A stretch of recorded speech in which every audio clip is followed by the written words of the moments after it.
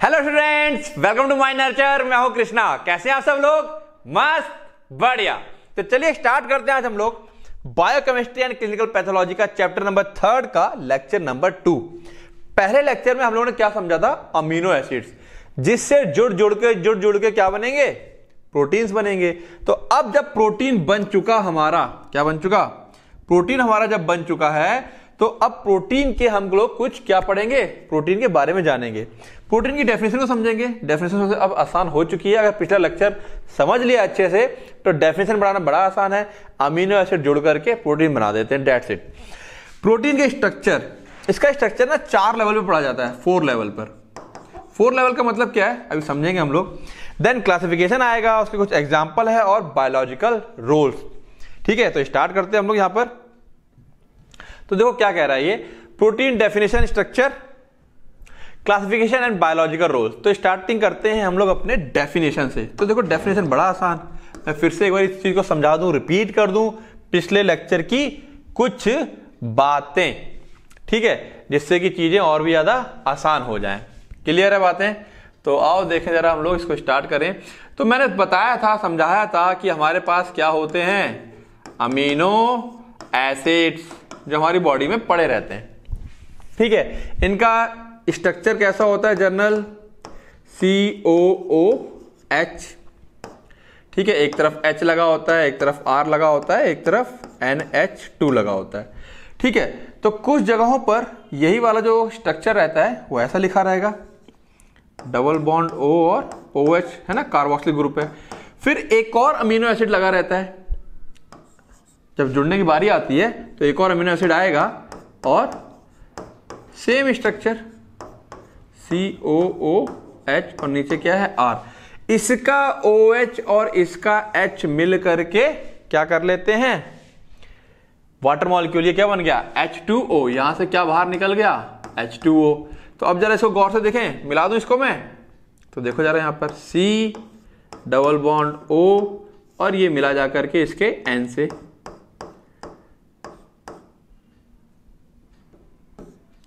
ठीक है, और ये यहां पर H COOH और ये R, इसका यहां पे कर लेते हैं H R और NH2। अब जरा बात समझते हैं।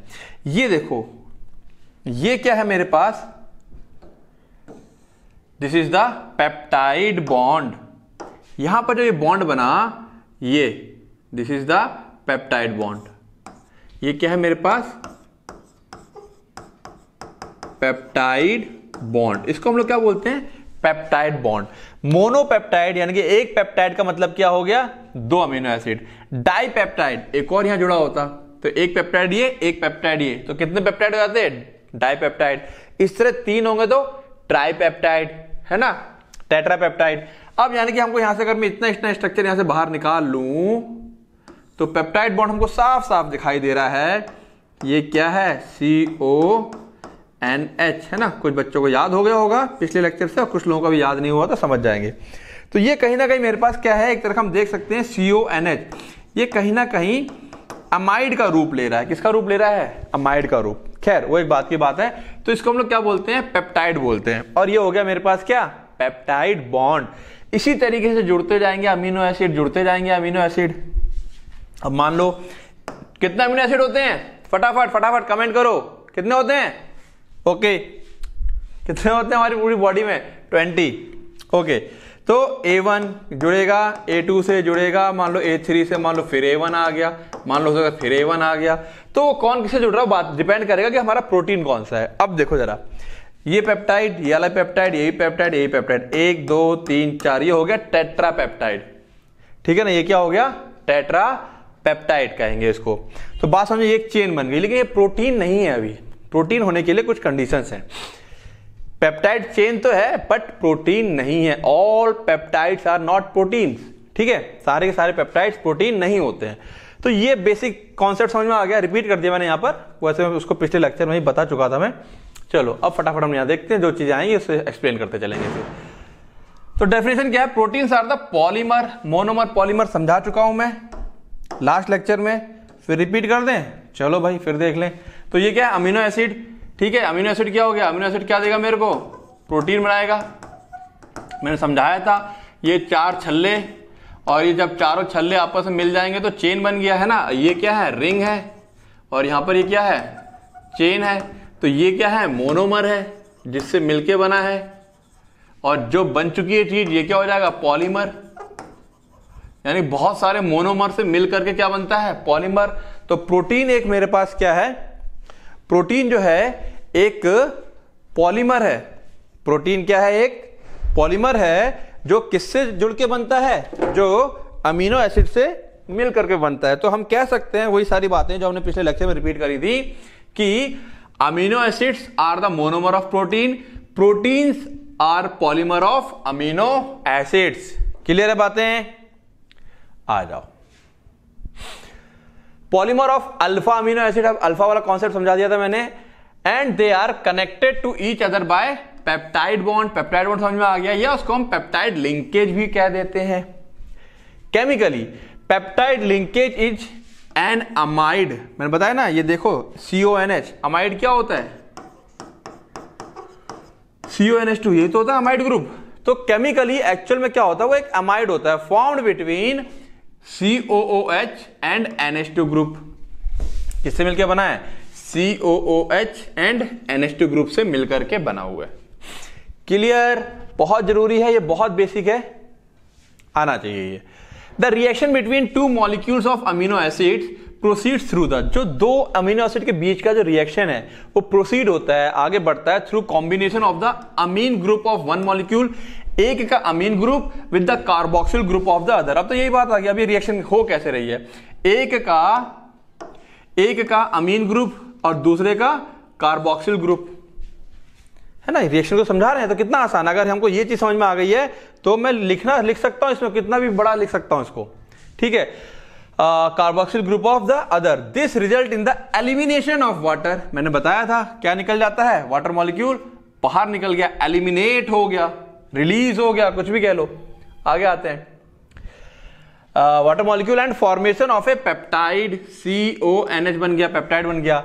The product of the reaction is called dipeptide. जो प्रोडक्ट होगा उसको हम लोग क्या कहेंगे, डाइपेप्टाइड, ठीक है, because it is made of 2 amino acid, इसको हम लोग क्या कहेंगे, डाइपेप्टाइड कहेंगे। When carboxyl group of glycine combined with amino group of alanine, है ना, ग्लाइसिन हमारा पास अमीनो एसिड है और एलानाइन है, वी गेट अ डाइपेप्टाइड ग्लाइसिल एनानाइन, दोनों से मिला करके नाम बना दिया। ये उदाहरण के तौर पे एक एग्जांपल दिया गया, बात समझ में आती है। अब कह रहा तीसरा अमीनो एसिड कंबाइन करेगा, if third amino acid combine to a dipeptide the product is called tripeptide, ठीक है। A tripeptide contain 3 amino acids linked by 2 peptide linkage, linkage 2 होंगे, पेप्टाइड बॉन्ड 2 होंगे, बट उसको हम लोग कहेंगे क्या, tripeptide. Similarly, when 4, 5 and 6 amino acids are linked, the respective product are known as tetrapeptide। ध्यान रखना, टेट्रापेप्टाइड में 4 अमीनो एसिड हो गए, लेकिन पेप्टाइड बॉन्ड या पेप्टाइड लिंकेज 3 ही होंगे, ध्यान रखना। पेंटापेप्टाइड, हेक्सापेप्टाइड रेस्पेक्टिवली, जैसे जैसे बढ़ता जाएगा वैसे वैसे उसके नाम आगे बढ़ते जाएंगे। When the number of such amino acid is more than 10, then the product are called polypeptides। जब 10 से ज्यादा हो जाता है तो उसको हम लोग क्या बोल देते हैं, पॉलीपेप्टाइड्स बोल देते हैं।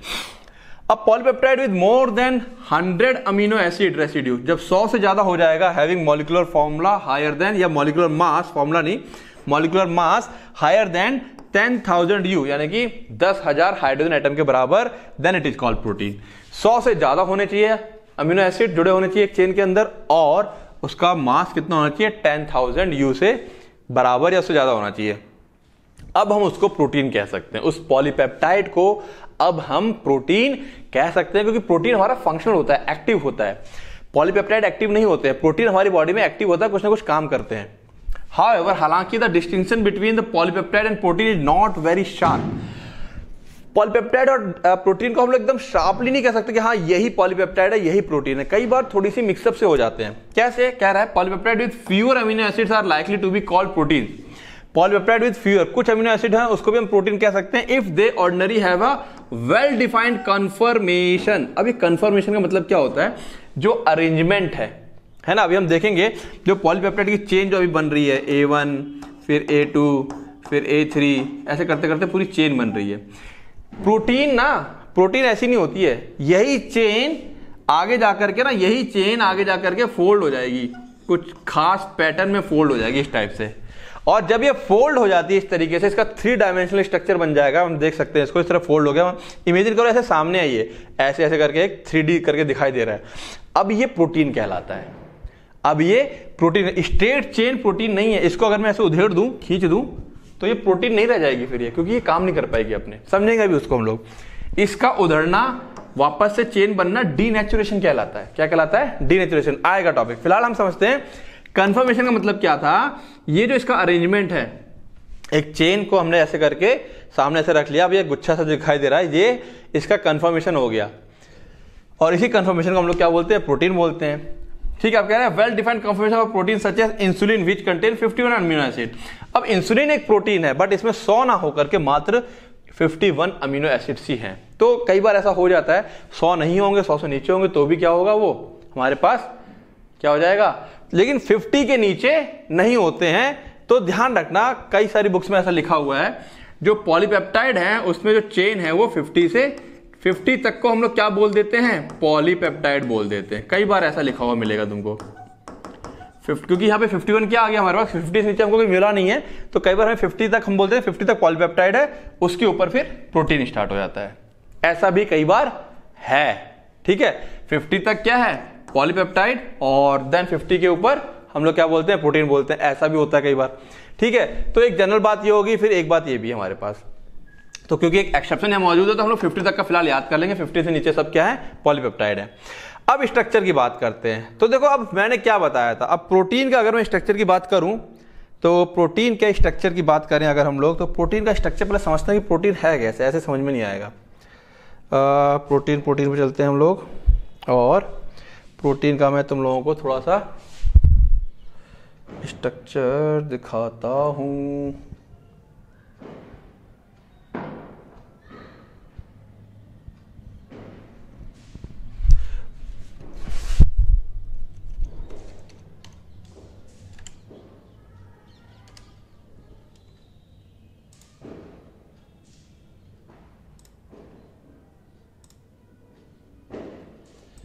ये देखो, तुम लोग शायद ये स्ट्रक्चर देख पा रहे होगे यहाँ पे, और बेटर स्ट्रक्चर में दिखाऊं अगर तुम लोगों को, तो ये देख रहे हो, ये जो प्रोटीन एक्चुअली हमारे बॉडी में जो एक्टिव प्रोटीन होती है वो कुछ ऐसी होती है, इस टाइप से गुजर मुजड़, मतलब पहले तो एक चेन ही होती है। देख रहे हो, ये चेन है, चेन आगे जाकर फोल्ड होती है, फिर और फोल्ड होती है, फिर और फोल्ड होकर के इस टाइप का स्ट्रक्चर बन जाता है। ये बात समझ में आ रही होगी। ये जो स्ट्रक्चर है ये प्रोटीन है। अब मैं क्यों बोल रहा हूं, आप समझो जरा। अब इसी प्रोटीन को हम खोलेंगे, इसका एक छोर पकड़ेंगे और इसको खोलते चले जाएंगे, खोलेंगे, सबसे स्टार्टिंग में क्या आएगा?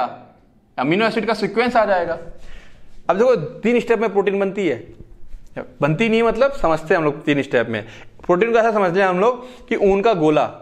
अब ऊन का गोला, अंदर भी ऊन, बाहर भी ऊन। एक बार ऊन को ऐसे लपेटा है, फिर हमने ऐसे ऐसे लपेटा है, फिर ऐसे ऐसे लपेटा, तब जाके ऊन का गोला बनता है। अब अंदर कैसे कैसे धागे लगे हुए हमको कैसे पता? हम उस धागे को लेके ऐसे पूरा खोल करके ऐसे कमरे में फैला लें, फिर एक छोर से गिन रहे, अच्छा ये धागा ऐसे ऐसे करके लगा हुआ है। हम ऐसे समझ लें कि वो प्रोटीन थी, हमने इसे खोल दिया पूरा। क्या कर दिया? पूरा खोल दिया। ऊन का गोला मान लो इसको, प्रोटीन है, पूरा खोल दिया। अब शुरुआत में सबसे पहले कौन सा अमीनो एसिड लगा है, फिर कौन सा लगा है, फिर कौन सा लगा है, फिर कौन सा लगा है, फिर कौन सा लगा है। अच्छा, जब एक बार चेन बन जाती है, अच्छा चेन बनने के बाद ये ऑटोमेटिक क्या होते हैं? कॉइल होना, लपेटना स्टार्ट होते हैं। कुछ इस टाइप से कॉइल बन जाएगी, फिर ये और लपेटते हैं, फिर कुछ इस टाइप से बन जाता है। ठीक है, ये हमारा फंक्शनल होता है। ये हमारा क्या होता है? फंक्शनल होता है। तो आओ समझते हैं अब हम लोग चीजों को। तो देखो, अब हमने क्या किया, बात समझ में आ गई। तो हम लोग बात कहां से करेंगे? अब ऊन के गोले से। कहां से बात करेंगे? ऊन के गोले से। हमने ऊन का गोले को खोला, यानी कि प्रोटीन को पूरा खोल दिया। तो हम लोग शुरुआत में क्या देख रहे हैं? कौन सा अमीनो एसिड किसके बाद लगा हुआ है। वो जो प्रोटीन की पूरी मान लो एक हजार अमीनो एसिड की बनी हुई एक चेन है, प्रोटीन बनी हुई थी, हमने पूरा खोल दिया ऐसे। अब हम उसमें देख रहे हैं सबसे पहले कौन सा है, फिर कौन सा है, फिर कौन सा है। वो जो अमीनो एसिड का सीक्वेंस चेक किया जा रहा है उस प्रोटीन के अंदर, पूरा खोल दिया हमने।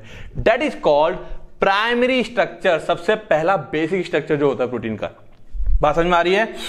तो प्रोटीन में है 1 और मोर पॉलीपेप्टाइड चेन। प्रोटीन में ऐसा हो सकता है, पॉलीपेप्टाइड चेन है ना, 100 की एक चेन हो सकती है, 100 की 3-4 चेन हो सकती है।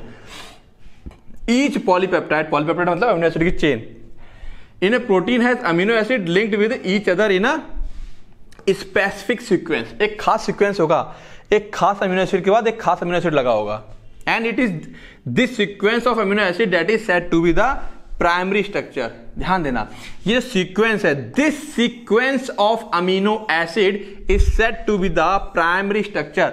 ये सीक्वेंस की हम लोग स्टडी कर रहे हैं, ये स्ट्रक्चर क्या हुआ, प्राइमरी। जैसे मान लो बिल्डिंग है एक, तो बिल्डिंग का प्राइमरी स्ट्रक्चर क्या हो जाएगा, उसका ईंटों का ढांचा।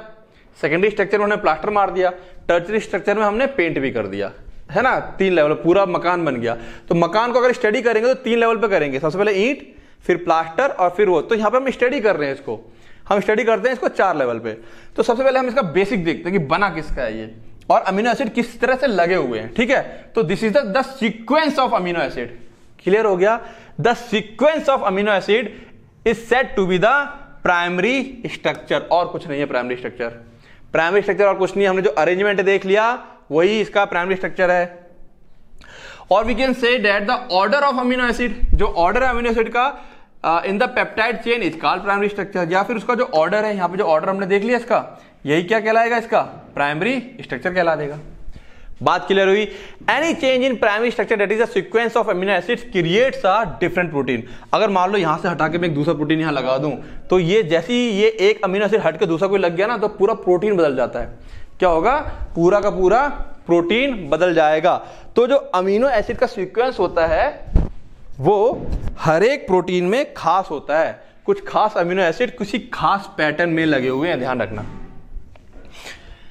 The free alpha amino group return to the left side, जो अल्फा अमीनो ग्रुप होता है, अमीना है ना, मैंने बताया था ना, NH2 H R फिर COO, ऐसे चेन होगी बहुत बड़ी, लंबी से चेन जाती होगी, आखिरी में एक होगा H R और COOH। तो ये वाला क्या है, फ्री एंड है, बीच में सब जुड़े होंगे, ये वाला NH ये आपस में जुड़ गया होगा। तो ये वाला एंड जो फ्री है, द फ्री अल्फा अमीनो, ये अमीन फ्री है, return to the left is called the amino terminal or N terminal end. Left side में जो अमीन फ्री होता है इसको हम लोग एन टर्मिनल बोल देते हैं। क्या बोलते हैं, एन टर्मिनल। बात समझ में आ रही है। And the free alpha carboxyl group, आखिरी में यहां पर क्या फ्री है, आखिरी में यहां पर कौन फ्री है, COH। बीच में तो सारे के सारे जुड़े हुए हैं, ये जो फ्री है आखिरी में राइट हैंड साइड पर, return to the right is called the carboxyl terminal और सी टर्मिनल एंड। तो N terminal C terminal clear हो गया, क्या होता है एन टर्मिनल सी टर्मिनल। बात क्लियर हुई, चलें आगे। चलो अब देखो क्या हुआ, ये जो अमीनो एसिड थे ये अब क्या करेंगे, हमको बहुत अच्छे से पता है इनका स्ट्रक्चर। देखो यहां पे समझाऊं मैं, होता क्या है, ये जो अमीनो एसिड है, देखो यहां बहुत ध्यान से देखना, ये जो अमीनो एसिड है देखो यहां पर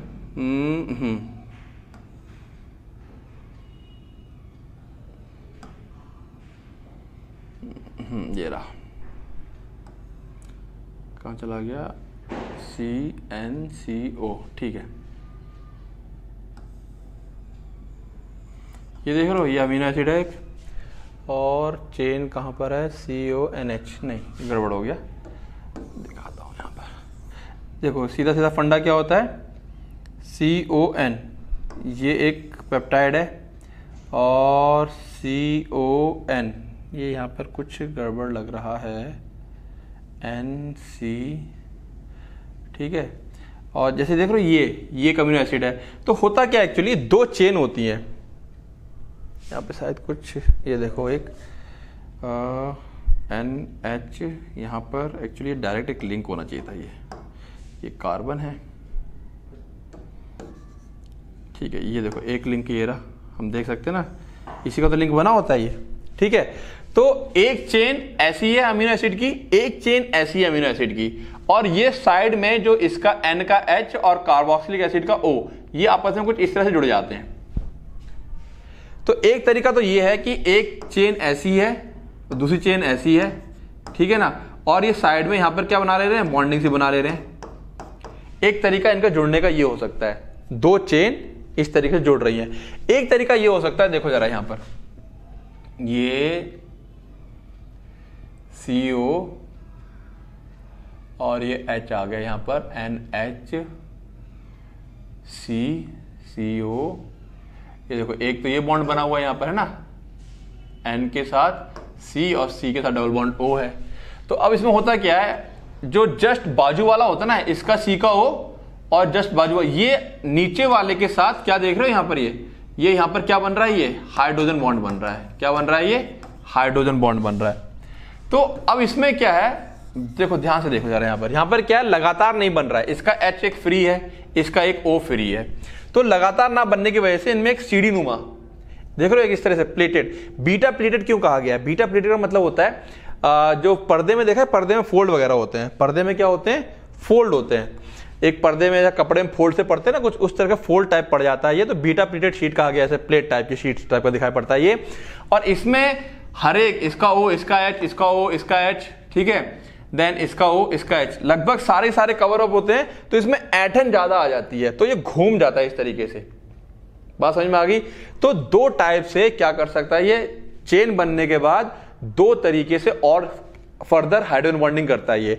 एक तरह की हाइड्रोजन बॉन्डिंग ये है जिसमें बीटा प्लेटेड शीट बनती है, एक तरह की हाइड्रोजन बॉन्डिंग ये है जिसमें ये ऐंठ जाता है, गोल घूम जाता है, जिसको हम लोग क्या कहते हैं, अल्फा हेलिक्स। अल्फा हेलिक्स घूमता है, क्लॉकवाइज घूमता है। बात समझ में आ रही है? तो यही इसका क्या कहलाता है, सेकेंडरी स्ट्रक्चर। यानी कि हमने अब क्या देखा, चेन बनने के बाद अगर हम छोड़ दें तो ऑटोमेटिक या तो ये इसमें बदल जाता है या ये इसमें बदल जाएगा। अभी प्रोटीन नहीं बनी है, अभी इसका क्या हो रहा है, शेप में चेंजेस आ रहे हैं धीरे धीरे। आते हैं आगे, क्या कह रहा है, it is the arrangement of hydrogen bond. तो सेकेंडरी स्ट्रक्चर में एक्चुअली क्या पढ़ रहे हैं हम लोग, arrangement of hydrogen bond between the peptide nitrogen and the peptide carbonyl oxygen. जो पेप्टाइड वाले हैं, है ना, पेप्टाइड वाला, जो पेप्टाइड बॉन्ड वाले नाइट्रोजन और पेप्टाइड बॉन्ड वाले कार्बोनिल ग्रुप, कार्बोनिल ऑक्सीजन है ना, यहाँ पे डबल बॉन्ड हो और इसका एक H बच रहा था, इनके बीच में तो हाइड्रोजन बॉन्डिंग हो रही है। इनके बीच में जो हाइड्रोजन बॉन्ड है उसका जो अरेंजमेंट देखेंगे हम, तो हम देख सकते हैं दोनों में अरेंजमेंट जो हाइड्रोजन बॉन्ड का काफी अलग है। इसमें हाइड्रोजन बॉन्डिंग थोड़ी अलग हो रही है, इसके अंदर हाइड्रोजन बॉन्डिंग थोड़ी सी अलग हो रही है, जिसकी वजह से इसका स्ट्रक्चर में पूरा चेंज हो जा रहा है। यही क्या कहलाता है, सेकेंडरी स्ट्रक्चर कहलाता है।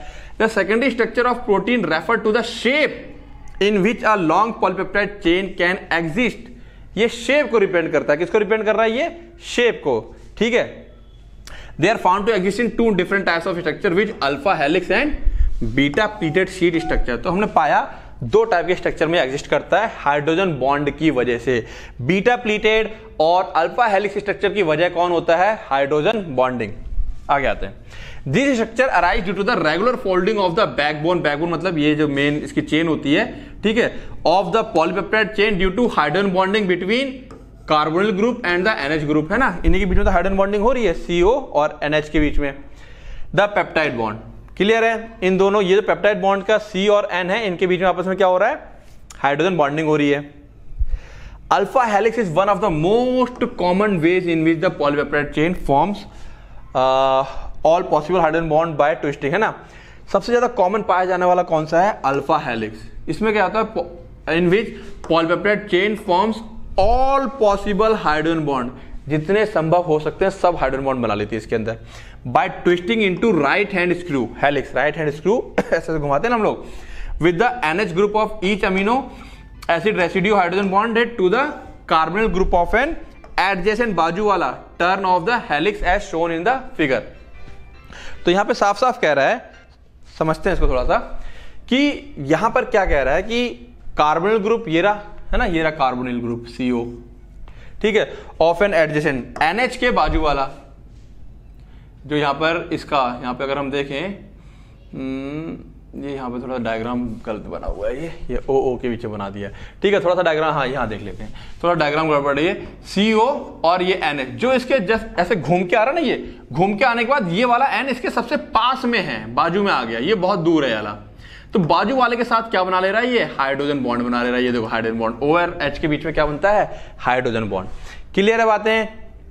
इन beta pleated sheet structure all peptide chains are stretched out to nearly maximum extension, chain ऐसे सामने सामने लग जाएंगे, खींच करके स्ट्रेच हो जाएंगे, and then laid side by side, और फिर साइड बाय साइड आ जाती हैं, which are held together by intermolecular hydrogen bond, फिर उनको आपस में इंटरमोलिकुलर हाइड्रोजन बॉन्डिंग बन जा रही है। देखो यहाँ पर NH और कार्बोनिल ग्रुप। क्लियर है, the structure resembles the pleated folds of the drapery. Drapery मतलब होता है फोल्ड हुआ कपड़े को देखोगे तो उसमें ऐसे फोल्ड रहती ना, तो वो ड्रैपरी बोलते हैं उसको, उसी की तरह दिखाई पड़ता है। And is known as beta pleated sheet. Clear है? अब अल्फा हेलिक्स की कुछ बातें समझ ले। In helical coil the hydrogen bonded nitrogen and oxygen are on nearby amino acid residue, है ना, पास पास में होते हैं ये। The most common helical coil is right handed alpha helix. कई तरीके से कॉइलिंग होती है, सबसे ज्यादा राइट हैंडेड अल्फा हेलिक्स पाई जाती है। Alpha keratin from here and nail is alpha helical protein, है ना। आप बोले कहां एग्जांपल दो, तो हमारा हेयर और नेल आ जाएगा। मायोग्लोबिन जो मसल में पाई जाती हैं, सेवरल अल्फा हेलिकल रीजन्स यहाँ पे अल्फा हेलिकल पाई जाती हैं। Proline, glycine and asparagine are seldom found in the alpha helices, they are helix breakers. जब अल्फा हेलिकल हो रहा होगा तो ये 3 अमीनो एसिड कभी नहीं पाए जाते वहां पर, ये तोड़ देते हैं अल्फा हेलिकल को। ठीक है, आगे आए, बात करें तो बीटा प्लीटेड की, तो कह रहा है the hydrogen bond occur between residue on neighbouring peptide, पड़ोसी से, अपने बाजू वाले से, मतलब एक होता है क्लोज वाला, एक होता है थोड़ा दूर दूर, ठीक है ना। The hydrogen bonds may be on different chain, hydrogen bond अलग चेन पे हो सकती है, on distant region of the same chain, है ना। चेन देखी थी हमने, काफी दूर दूर पे थे ये। द स्ट्रैंड्स में रन पैरेलल, जो स्ट्रैंड्स है पैरेलल चल सकते हैं, और anti parallel. Fibroin in silk is a beta pleated protein, जो सिल्क की पाई जाती है उसके अंदर जो फाइब्रोइन होता है। तो बस यही सारी बातें हैं यहाँ पे जो हम लोग इस स्ट्रक्चर को देखे हैं, समझे हैं, उसी के बारे में नेक्स्ट वो क्या कर रहा है, यहाँ पर अल्फा हेलिक्स और बीटा प्लीटेड के स्ट्रक्चर को समझाया है। अब टर्सरी देखो क्या होता है, फिर से डायग्राम देने की कोशिश की। प्राइमरी में क्या होता है, समझ में आया? प्राइमरी में क्या था, हम लोग केवल सीक्वेंस देख रहे थे, सीक्वेंस देख लिया हमने, ये इसके बाद ये, इसके बाद ये, ठीक है। सेकेंडरी में क्या होगा, ये लोग फोल्ड होते हैं। टर्सरी में क्या होगा, जो यही सब जो फोल्ड हो रहे थे ना, ये मान लो ये ऐसे करके फोल्ड हो रहा है, फिर ये और फोल्ड हो जाएगा, ये और फोल्ड होगा। ये टर्सरी में further folding, folding of secondary structure, secondary structure और आपस में फोल्ड होगा तो क्या बन जाता है, टर्सरी स्ट्रक्चर। अच्छा, टर्सरी स्ट्रक्चर में देखो दोनों पाए जाते हैं, ये गोल गोल वाला भी है, प्लस ये वाला रीजन देख रहे हो ना, बीटा प्लीटेड और अल्फा हेलिक्स। जब टर्सरी बनता है, क्योंकि जो पूरी चेन है उस चेन में कहीं पर अल्फा हेलिक्स होते हैं, कहीं पर बीटा प्लीटेड बन जाते हैं, तो वो चेन आपस में मिल करके ये जो स्ट्रक्चर बना मेरा क्या बन गया, टर्सरी प्रोटीन बन गया। तो कंपैरिजन के लिए फटाफट सामने यहाँ पे लिखा हुआ है sequence of chain of amino acid. क्या सीक्वेंस है अमीनो एसिड का? Local folding of the polypeptide chain into helices और sheets, local folding hydrogen bond की वजह से। 3 dimensional folding pattern of protein due to the side chain interactions, है ना। फिर आपस में और इंटरेक्शन होता है और इनके आपस में क्या बन जाता है, इस तरह का एक ऊन का गोला या गोला टाइप का तैयार हो जाता है हमारा। क्वाटरनरी पे आएंगे, समझेंगे उसे बाद में, टर्सरी को क्लियर करते हैं पहले। The tertiary structure of protein represent overall folding of the polypeptide chain. Overall जितनी फोल्डिंग हो सकती है वो हर तरह की फोल्डिंग अब दिखा देता है, वो फर्दर फोल्डिंग हो रही है ना। मैंने बताया ना क्या था, मान लो पहले ऐसे ऐसे था, ठीक है, अब ये घूमेगा और घूम जाएगा, आपस में ऊपर नीचे कहीं आपस में, मतलब जितना हो सकता है सब कर लेगा ये, ठीक है। Further folding of secondary structure, that is further folding of secondary structure. एक लाइन में सेकेंडरी स्ट्रक्चर फर्दर फोल्ड होता है तो टर्सरी बनता है। It give rise to 2 major molecular shapes with fibrous और ग्लोबुलर।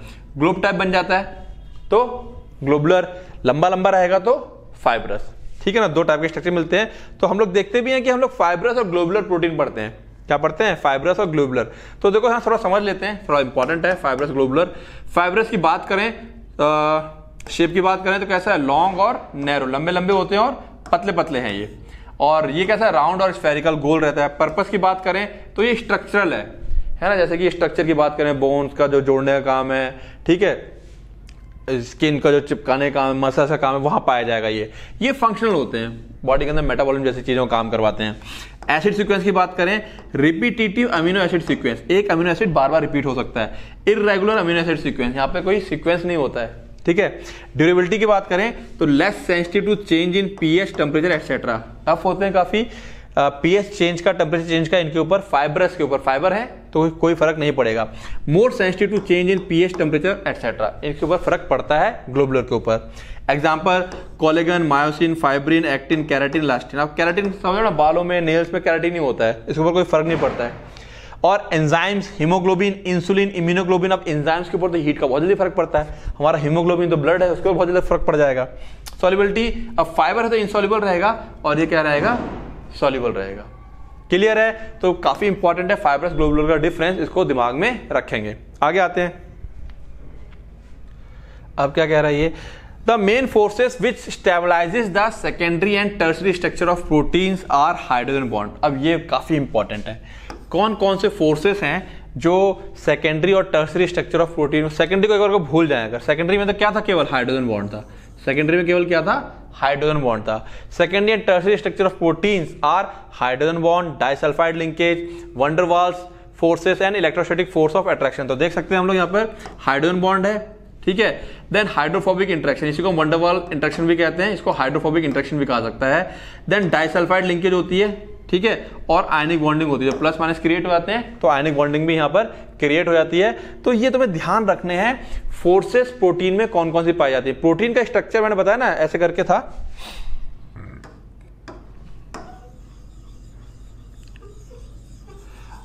अब कहने का मतलब ये है कि ये ऐसा ही कैसे बना रहता है, खुल क्यों नहीं जाता है। तो देख सकते हैं ये यहां नहीं जा सकता क्योंकि यहां बॉन्ड है, ये यहां नहीं खींच सकता क्योंकि यहां बॉन्ड है, ये ऐसे नहीं हो सकता क्योंकि यहां बॉन्ड है।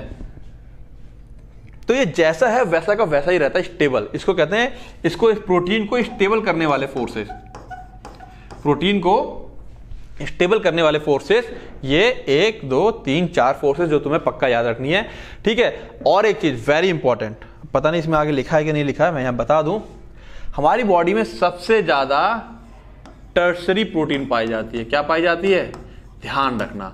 और यही प्रोटीन एक्टिव भी होती है, एक्टिव मतलब फंक्शनल होती है। कैसी होती है, फंक्शनल। नोट कर लेना इसको ध्यान से, सबसे ज्यादा प्रोटीन टर्शरी पाई जाती है, एक्टिव होती है और यही फंक्शनल होती है। टर्शरी प्रोटीन ही एंटीबॉडीज, एंजाइम, इन सब की तरह क्या करती है, काम करती है। क्लियर है? आगे आते हैं अब क्वाटरनरी स्ट्रक्चर। अब होता क्या है, टर्शरी स्ट्रक्चर में क्या था, कोई एक चेन होगी, मान लो कोई एक चेन आकर के फोल्ड होकर के स्ट्रक्चर बना ली, ठीक है। लेकिन क्वाटरनरी में, क्वाटरनरी प्रोटीन्स क्या होती है, कुछ प्रोटीन्स ऐसी हैं जिसमें 2 चेन इन्वॉल्व होकर के एक स्ट्रक्चर बनाती है ना। तो क्वाटरनरी में क्या होगा, एक चेन और होगी साथ में। 2 चेन जब इन्वॉल्व होती है, 2 या 2 से ज्यादा, तो उसको हम लोग क्या बोल देते हैं, क्वाटरनरी स्ट्रक्चर बोल देते हैं। देखो यहां पे दिख रहा है एक पिंक है और एक ब्लू है, तो एक सिंगल होगा तो टर्शरी। 2 चेन, 2 पॉलीपेप्टाइड चेन जब आपस में इन्वॉल्व होती हैं तो उसको हम लोग क्या बोलते हैं, क्वाटरनरी स्ट्रक्चर बोल देते हैं। तो ये भी फंक्शनल है, लेकिन ये उतनी ज्यादा मात्रा में हमारी बॉडी में नहीं पाई जाती है, कुछ है, ठीक है, उतनी ज्यादा नहीं है। Some of the protein are composed of 2 or more polypeptide chain referred as subunit, जो उसको हम सब यूनिट कहते हैं ना। ये एक प्रोटीन है तो ये इसकी एक सब यूनिट है, ये एक सब यूनिट है। द स्पेशियल अरेंजमेंट, इसको हम ऐसे स्पेस में देखें, of these subunit with respect to each other, वो एक दूसरे के साथ कैसे जुड़ी हुई है, is known as the quaternary structure. वो स्ट्रक्चर क्वाटरनरी स्ट्रक्चर कहलाता है।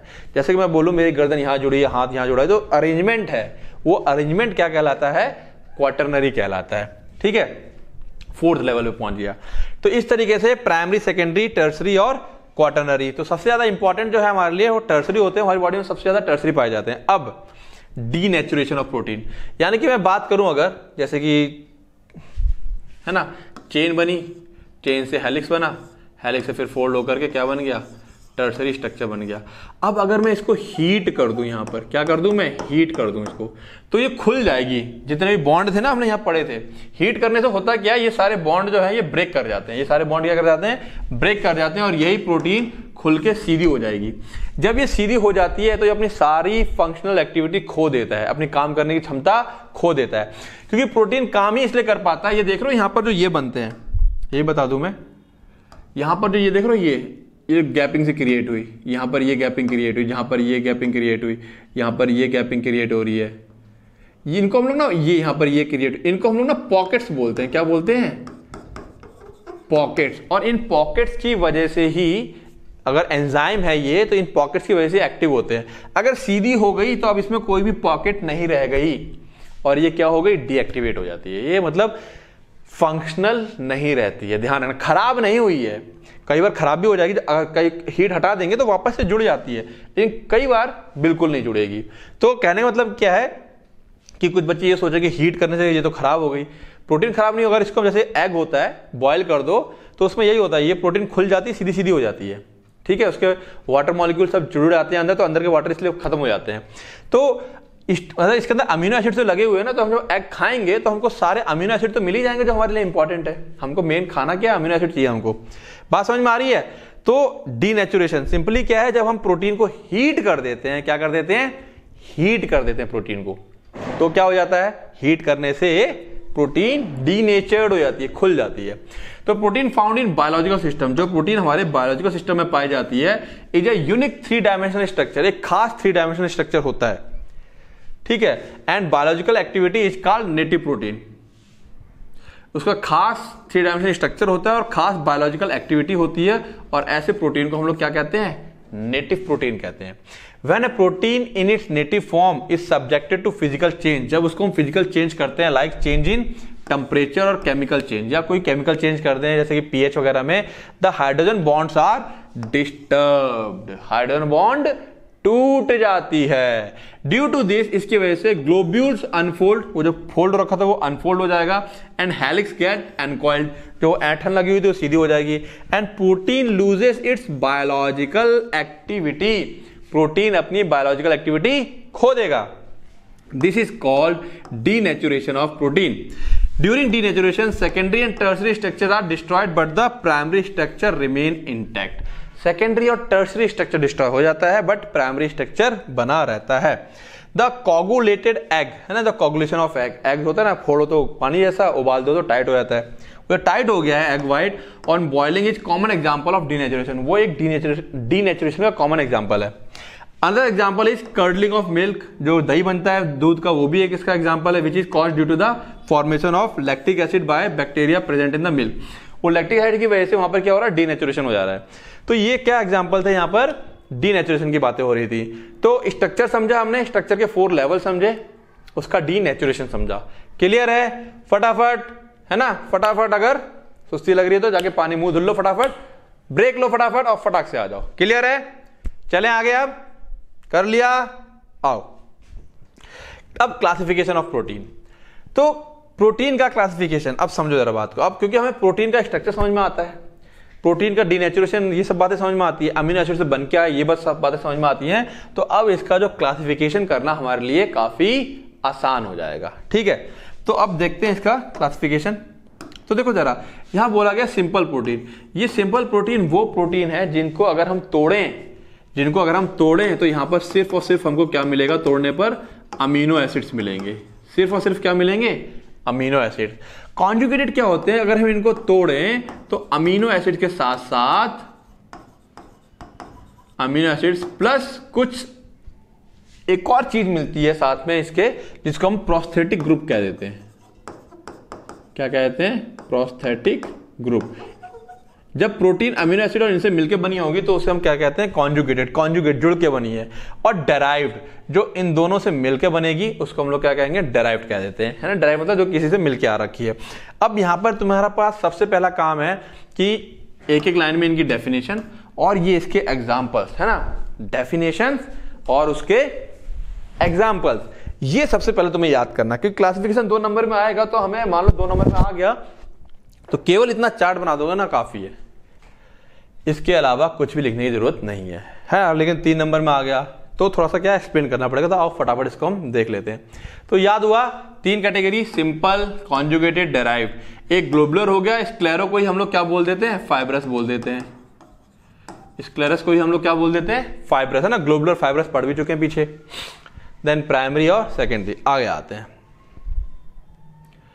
सिंपल प्रोटीन की बात कर लें तो सिंपल प्रोटीन क्या बोल रहा है, simple protein yield on hydrolysis only amino acid. अगर उसको हाइड्रोलाइज करें, तोड़ें, तो केवल और केवल हमको क्या मिलने वाला है, amino acids. These proteins are further classified based on their solubility in different solvent. इसको हम फिर फर्दर और क्लासिफाई कर सकते हैं, कौन किस में डिसॉल्व हो जाता है, and their heat coagulability as follows. Heat देने पर कौन कोगुलेट हो रहा है, कौन नहीं हो रहा है, कौन किस सॉल्वेंट में सॉल्युबल है, उसके हिसाब से हम इसको फर्दर भी क्लासिफाई कर सकते हैं। जैसे कि ग्लोबुलर कैसे होते हैं, सॉल्युबल है, और फाइब्रस इनसॉल्युबल है ना। आ गया देखो क्लासिफिकेशन। अब यहां बातें समझ में आ रही होंगी, अच्छा ये ऐसी बात है। तो देखो दीज प्रोटीन्स आर स्फेरिकल और oval shape, soluble in water, ठीक है, and other solvent and are digestible. इसको हम पचा सकते हैं, डाइजेस्टिबल है ये। एग्जाम्पल क्या है, एल्ब्यूमिन, ग्लोबुलिन, प्रोलामाइंस, ग्लूटीन, हिस्टोन, प्रोटामाइंस। अगर सिंपल प्रोटीन लिख करके तुम इधर ग्लोबुलर के साथ इतना और इसके बाद क्या आएगा अपने पास फाइब्रस, उसमें इतना लिख के छोड़ दोगे काफी है। अलग अलग इन सब का क्या है तुम्हें देने की जरूरत नहीं है, लेकिन थोड़ा सा हम एडवांस लेके चल रहे हैं, ठीक है, थोड़ा सा चीजें एक्स्ट्रा लेके चल रहे हैं। तो केवल तुम यहां तक छोड़ दोगे ग्लोबुलर का लिख करके, एंड देन जो फाइब्रस आ जाएगा हमारे पास, है ना, एल्ब्यूमिनॉइड्स कह लो, स्क्लेरोप्रोटीन कह लो या फाइब्रस कह लो, उसके बारे में 2 बातें लिख करके छोड़ दोगे, उससे हमारा क्या हो जाएगा, काम हो जाएगा। लेकिन फिलहाल हमको क्या है, बातें समझनी है थोड़ी सी और, ठीक है, कुछ खास प्रोटीन है तो उसको समझ लेते हैं। Albumins are readily soluble in water, dilute acids and alkalis. ये सब में सॉल्युबल हो जाता है, कोगुलेट हो जाएगा by heat. Albumins may be precipitate out from the solution using the high salt concentration or process called salting out. अगर हम लोग कंसंट्रेशन बढ़ा दें तो ये प्रेसिपिटेट होकर के बाहर आ जाएगा, ठीक है ना। They are deficient in glycine, इनके अंदर ग्लाइसिन नहीं होता है, ये लाइन भले छोड़ दो, ठीक है। सीरम एल्ब्यूमिन एंड ओवल ब्यूमिन यानी कि एग व्हाइट आर एग्जांपल। अब एल्ब्यूमिन का एग्जांपल, एल्ब्यूमिन के एग्जांपल, तो ये एग्जांपल तुम यहां पे क्या करोगे, एल्ब्यूमिन है, इसके भी एग्जांपल यहां पे ऐड कर दोगे 2, है ना, एग एल्ब्यूमिन और सीरम एल्ब्यूमिन, तो इसका एग्जांपल हो गया ये। तो चार्ट पूरा कंप्लीट हो जाएगा तुम्हारा। फिर बात समझ में आ रही है, आगे आते हैं। ग्लोबुलिन्स आर इनसॉल्युबल और स्पेरिंगली सॉल्युबल इन वाटर, या तो इनसॉल्युबल होंगे, कुछ हद तक सॉल्युबल होते हैं, but their solubility is greatly increase by the addition of neutral salt such as sodium chloride. अगर NaCl नमक डाल दें तो ये बहुत ज्यादा सॉल्युबल हो जाते हैं। These proteins are coagulated by heat, वो भी कोगुलेट था, ये भी कोगुलेट हो जाता है। दे आर डेफिशिएंट इन मीथियोनाइन, इस प्रोटीन के अंदर मीथियोनाइन नहीं मिलेगा। मीथियोनाइन अमीनो एसिड है, जैसे यहां पर अमीनो एसिड ग्लाइसिन था, एल्ब्यूमिन के अंदर ग्लाइसिन नहीं पाया जाता है, इनके अंदर मीथियोनाइन नहीं होगा। जब इसकी चेन बनेगी तो उसके अंदर मीथियोनाइन नहीं होता है। Serum globulin, fibrinogen, myosin of muscles and globulins of pulses are example. डालो ये इसके देखो एग्जांपल दे रखे हैं, बड़ी अच्छी चीज है ये, ठीक है। Prolamines are insoluble in water, सिर्फ पहला वाला सॉल्युबल है, ये भी इनसॉल्युबल है, but soluble in 70-80% of aqueous alcohol, but किसमें सॉल्युबल है, अल्कोहल में। अपॉन हाइड्रोलिसिस, अगर इसको तोड़े they yield much proline and amide nitrogen, hence the name prolamine. जब तोड़ते हैं तो इसके अंदर बहुत ज्यादा हमें प्रोलीन और अमाइड मिलता है, इसकी वजह से इसका नाम पड़ा हुआ है। इसके अंदर क्या चीज नहीं पाई जाएगी, कौन सा अमीनो एसिड नहीं मिलेगा, लाइसिन अमीनो एसिड इसके अंदर नहीं मिलेगा।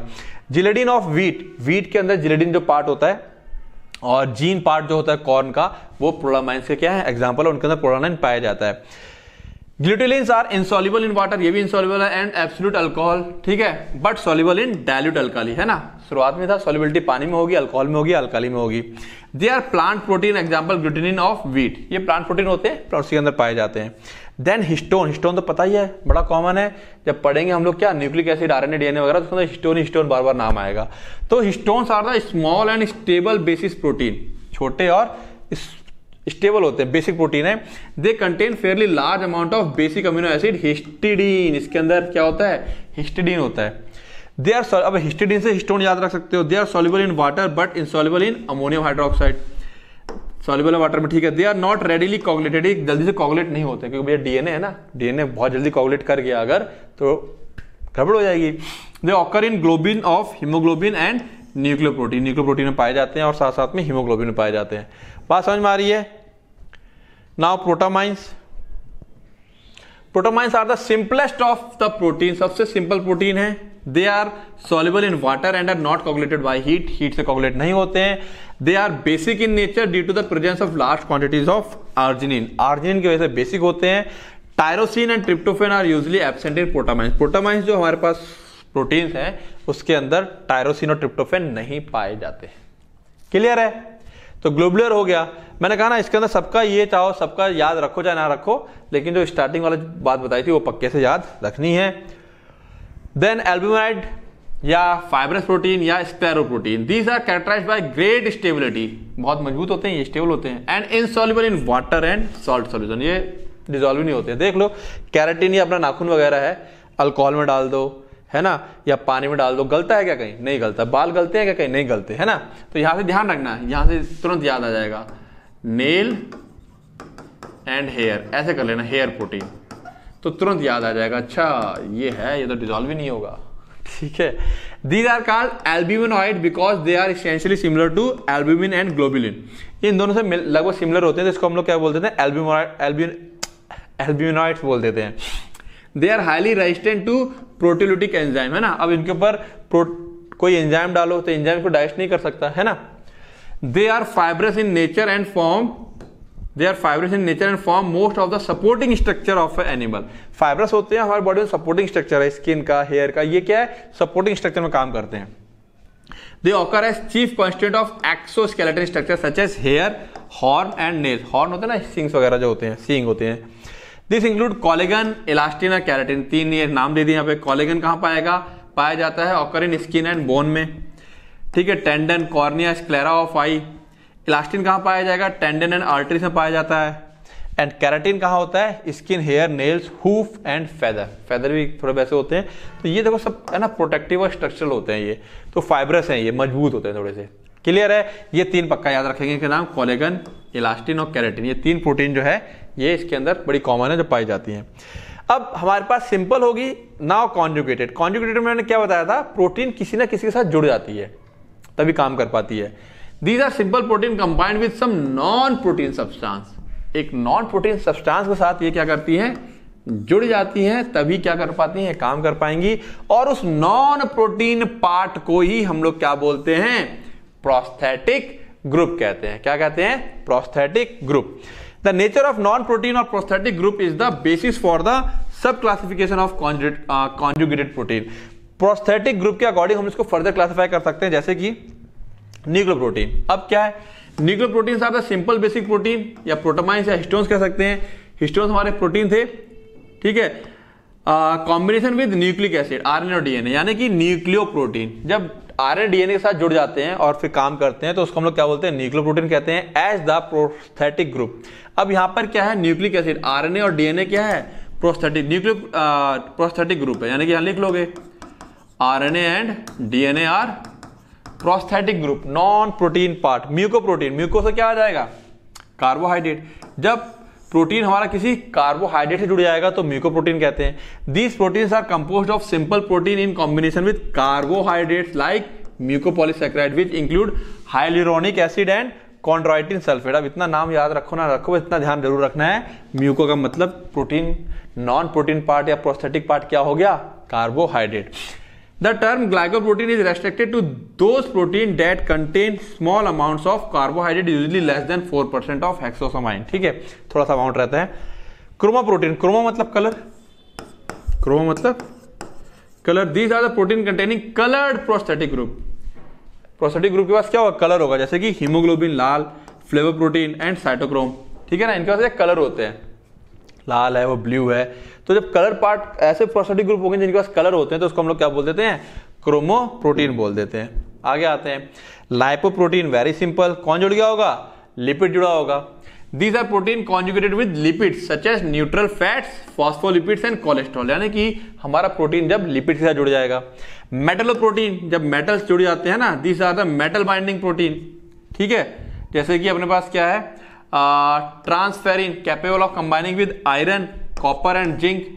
ठीक है, अब this protein constitute 3% of total plasma protein. ये नॉट इंपॉर्टेंट, ध्यान क्या रखेंगे, beta globulin term dash transferrin. जो बीटा ग्लोबुलिन होता है उसको हम ट्रांसफेरिन भी कहते हैं और वो आयरन के साथ जुड़ जाता है। दूसरा एग्जांपल क्या है, सेरिलोप्लाज्मिन कंटेन कॉपर। ठीक है, ये जो प्रोटीन है इसके अंदर क्या होती है, कॉपर होता है हमारे पास। फॉस्फोप्रोटीन, इसके अंदर कौन जुड़ जाएगा, फॉस्फोरिक एसिड, फॉस्फोरस नहीं, phosphoric acid, not phosphorus. Phosphoric acid is a prosthetic group. Phosphoric acid is linked to the hydroxyl group of certain amino acids like serine in the protein, जैसे कैसीन ऑफ मिल्क। इसका example आ गया, सबके एक example भी दे रखे हैं। तो एग्जांपल से बोला ही हुआ उन्होंने, क्लासिफिकेशन विद एग्जांपल्स, तो एग्जांपल ध्यान रखेंगे अपना। नाम फॉस्फोरिक एसिड, तो यहाँ पे सिंपल एक लाइन में लिखेंगे, when protein combine with phosphoric acid, when protein combine with metal, उसका example when protein combine with lipids, खत्म, इससे ज्यादा कुछ नहीं। Now the derived protein, these are protein derived by partial or complete hydrolysis from the simple or conjugated protein। तो simple और conjugated protein होता है, या तो उसको थोड़ा सा हाइड्रोलाइज कर दिया जाए, तोड़ दिया जाए, हाइड्रोजन बॉन्ड वगैरह तोड़ दिया जाए, या पूरा उसे ब्रेक कर दिया जाए। ठीक है, तो इनको हम डेराइव्ड प्रोटीन कहते हैं। ठीक। अब तोड़ने के कई सारे तरीके हैं, एसिड से, अल्काली से, एंजाइम से। They include two types of derivative, primary derivative protein, derived protein और सेकेंडरी डेराइव्ड प्रोटीन। दो टाइप के प्रोटीन को उसमें फर्दर डिवाइड कर सकते हैं डेराइव्ड में से। अब प्राइमरी में क्या है, these protein derivatives are formed by process causing only slight changes, बहुत थोड़ा बहुत चेंजेस आए अगर, मेन प्रोटीन और जो डेराइव्ड प्रोटीन होगी उसमें बहुत ज्यादा चेंजेस नहीं होंगे, ठीक है, in the protein molecule and its properties. There is a little or no hydrolytic cleavage of peptide bond. यहां पे पेप्टाइड बॉन्ड नहीं टूटेगा, हाइड्रोजन बॉन्ड वगैरह टूटेगा लेकिन पेप्टाइड बॉन्ड नहीं टूटेगा। Example, proteins. Proteins are insoluble in product formed by the action of water, dilute acid and enzymes, है ना। ये इनसॉल्युबल होते हैं और कब बनते हैं, ये जब एक्शन ऑफ वाटर हो या डाइल्यूट एसिड हो या एंजाइम हो जाए प्रोटीन के ऊपर। प्रोटीन के ऊपर कौन अटैक कर दे, पानी। पानी अटैक करने होता है जैसे ना भाई, एक अमीनो एसिड से दूसरा अमीनो एसिड जब जुड़ता है तो क्या निकलता है, यहां से वाटर निकलता है, ठीक है ना। तो यहां पे बॉन्ड तो नहीं टूटेगा खैर, लेकिन पानी या डाइल्यूट एसिड या enzyme, these are particularly form from globulin. ये मेनली प्रोटीन्स किससे बनते हैं, ग्लोबुलिन प्रोटीन से बनेंगे, but are insoluble in dilute salt solution. Example कौन है, myosin from myosin and fibrin from fibrinogen, ठीक है, उसी से इसका नाम पड़ गया। तो अल्टीमेटली है क्या, मेन प्रोटीन है ना, बड़ी प्रोटीन से कुछ थोड़ा बहुत टूट टाट करके कुछ स्ट्रक्चर चेंज हो जाता है हल्का फुल्का, और फिर एक जो प्रोटीन बनके आती है that is called derived protein. Main protein था, उससे कुछ चीजें तोड़ ताड़ के हमने क्या कर दिया, दूसरी चीज बना ली, सीधी बात ये है। Then meta protein, these are formed by the action of acids and alkali upon protein. Same उसका भी एसिड अल्काली है, इसका भी एसिड अल्काली है, ठीक है। They are insoluble in neutral solvent, neutral solvent में इनसॉल्युबल होते हैं, एसिड या बेस में डिसॉल्व होंगे। Coagulated proteins are insoluble product formed by the, अब यहां पर क्या कह रहा है, कोगुलेटेड प्रोटीन, जो प्रोटीन क्या कर गई है, कोगुलेट हो गई है, ठीक है, ठीक है। Are insoluble product formed by the, coagulate मतलब समझते हो ना, एक तरह से हम कह सकते हैं कि कोगुलेशन का मतलब जैसे कि हम कह सकते हैं कि डीनेचर्ड हुई है, ठीक है, क्या हुई है, डीनेचर्ड हो गई है। कोगुलेट का मतलब क्या हो गया है, डीनेचर्ड हुई है, उसमें तोड़फोड़ हुई है।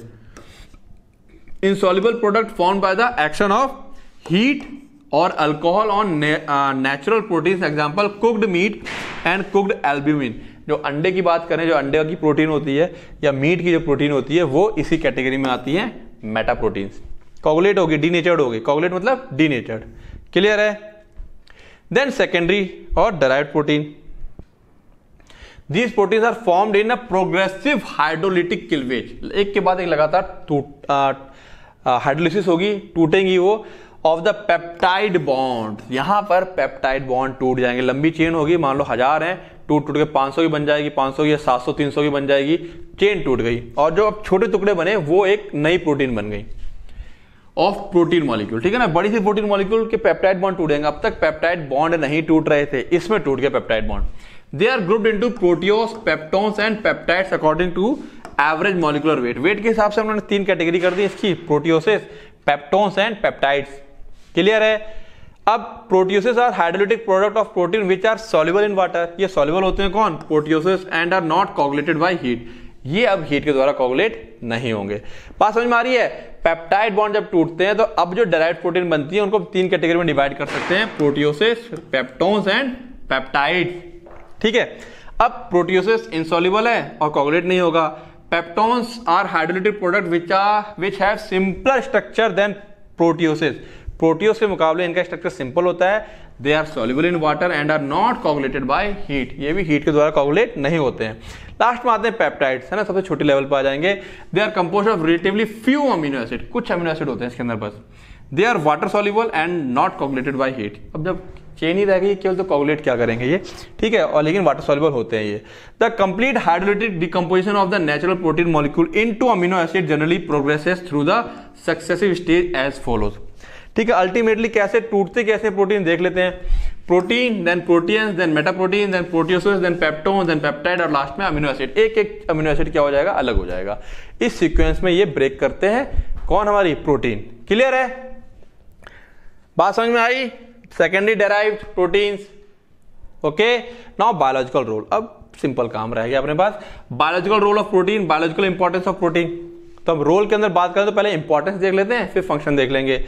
प्लाज्मा मेम्ब्रेन जो होती है उसमें जो प्रोटीन पाई जाती है, उसमें वो प्रोटीन क्या क्या काम करती है हमको खूब अच्छे से पता है बात। अब चैनल, कैरियर, पंप प्रोटीन्स, है ना। तो प्लाज्मा मेम्ब्रेन के अंदर जो प्रोटीन धसी हुई होती है ना, प्लाज्मा मेम्ब्रेन सेल मेम्ब्रेन पता है ना, उसमें चैनल कैरियर पंप की तरह काम करती है, regulate the transfer of many substances across the cell membrane. ये प्रोटीन्स के चैनल ही तो होते हैं जिसकी वजह से काफी सारी चीजें अंदर बाहर जा पाती हैं। नाउ जितने भी रिसेप्टर्स होते हैं सब प्रोटीन के बने होते हैं, जितने एंजाइम है सब प्रोटीन के हैं, एंटीबॉडीज सब प्रोटीन की बनी हुई हैं, some hormones are proteins in nature, कुछ हार्मोन्स का नेचर प्रोटीन का होता है, इंसुलिन और growth hormone. Some proteins are protective, जैसे कि कैराटिन, स्किन हेयर नेल्स, हमारी स्किन है, हेयर्स है और नेल्स है, make skin resistant to chemical, है ना, डायरेक्ट कोई चीज बॉडी के अंदर नहीं जा पाती है। सम प्रोटीन्स आर सपोर्टिव, कुछ सपोर्टिव होती है, collagen the most abundant protein in the animal, mark कर लेंगे इसका, हमारी बॉडी में सबसे ज्यादा पाया जाने वाला प्रोटीन कोलेजन, ये प्रोटेक्टिव इन नेचर होता है। हीमोग्लोबिन प्रोटीन है, O2 को कैरी करने में, ऑक्सीजन को कैरी करवाता है।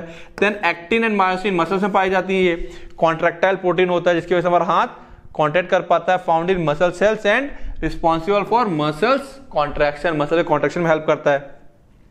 Amino acids are converted to other nitrogenous substance for great physiological importance, example creatine, histamine, heme, purines and pyrimidine. जो अमीनो एसिड्स होते हैं ये इन सब कंपाउंड बदल जाते हैं जिसकी, और ये इनकी एक अलग ही बायोलॉजिकल इंपॉर्टेंस है हमारी बॉडी में। हीम, प्यूरिन्स और पायरिमाइडिन्स तो अपने डीएनए में लगते हैं, ठीक है। तो इस तरीके से इसके क्या हो गए, ये इंपॉर्टेंस क्यों जरूरी है। अब फंक्शन की बात कर लें तो काम भी देख लेते हैं। कैटालिटिक फंक्शन है, जितने भी मेटाबॉलिज्म है बॉडी के अंदर रिएक्शंस हो रही है उसको कैटलाइज करवा रहा है। ट्रांसपोर्ट, हीमोग्लोबिन ऑक्सीजन ट्रांसपोर्ट करवा रहा है, मायोग्लोबिन स्टोर करता है और कैरी करता है ऑक्सीजन। मायोग्लोबिन कहां पाया जाता है, मसल्स के अंदर, मसल सेल्स को ऑक्सीजन कैरी करने का काम। Albumin transport free fatty acids in blood, albumin जो होते हैं फ्री फैटी एसिड को ब्लड में ट्रांसपोर्ट करवाने का काम करता है। Transferrin transport iron in blood, तो ये ट्रांसफेरिन सब क्या है, प्रोटीन्स हैं। ये देखो कितना कितना लगभग सारा काम प्रोटीन के द्वारा हो रहा है, ठीक है। Coordinated motion, actin and myosin क्या करवा रहे हैं, कॉन्ट्रैक्टाइल प्रोटीन है, ये हमको चलने फिरने में हेल्प कर रहे हैं। Structural and mechanical support, collagen, fibrous protein in skin and bone, है ना। कोलेजन कहां पाया जाता है, स्किन और बोन में पाया जाता है, जो हमको चलने फिरने में हेल्प करता है। Defence, clotting factor, clotting factor में जो हमारे फाइब्रिनोजेन होते हैं जो ब्लड को क्लॉट करवाता है। इम्यूनोग्लोबुलिन जो हमको इन्फेक्शन से बचाता है। Generation and transmission of nerve impulse, receptor protein है, रिसेप्टर की बात आ गई, ठीक है। इसमें ट्रांसमीटर है, एसिटाइल कोलिन है, are responsible for transmitting nerve impulses. तो ये सब बातें हम पहले पढ़ चुके, सब प्रोटीन है, कुछ भी लगा दो बॉडी में सब प्रोटीन है। Control of growth and differentiation, अब है ना, तुम लोग इतना फास्ट क्यों कर रहा हूं, अब ये ट्रांसमिशन वाली बात है तो पता है ना ट्रांसमिशन क्या होता है, कोलोजी में पढ़ चुके हैं हम लोग, तो वहां पे इसलिए ज्यादा डिटेल नहीं जा रहा मैं, ठीक है। Control of growth and differentiation, growth मतलब हमारी बढ़वार जो हम बढ़ते हैं और जो डिफरेंशिएट हो रही है बॉडी, सेल स्टार्टिंग में सारे सेल होते हैं, फिर कोई किडनी का रूप ले लेता है, कोई आंख का रूप ले लेता है, तो दिस इज अ डिफरेंशिएशन, ठीक है।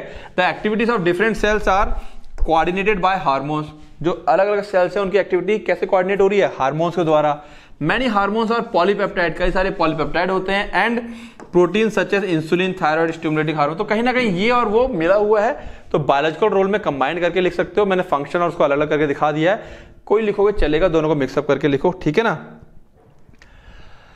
हाँ ठीक है, तो ये था हमारा लेक्चर प्रोटीन के बारे में। प्रोटीन पूरा खत्म, अमीनो एसिड पूरा खत्म। अब हमारे पास इस लेक्चर में केवल टेस्ट बचे हुए हैं, और क्या बचा हुआ है, डिजीज, है ना। दो डिजीजेस के अंदर क्वाशियोरकर और मरासमस आएगा, उसके बारे में लेक्चर आएगा। तो पढ़ते रहें, रिवाइज करते रहें, और कोई प्रॉब्लम आती है इस नंबर पे मुझे कॉल कर लें, कोई दिक्कत आती है इस ऐप को हेल्प ले सकते हैं, ठीक है ना। और पढ़ते पक्का रहें, ठीक है। धीरे धीरे टाइम कम होता जा रहा है, तो पढ़ना और साथ साथ में रिवीजन बहुत जरूरी है। अगर रिवाइज नहीं करोगे तो पिछला छूटता चला जाएगा, तो रिवीजन पक्का करें। तो क्या करोगे, पढ़ाई करोगे और रिवाइज करोगे। Okay, all the best.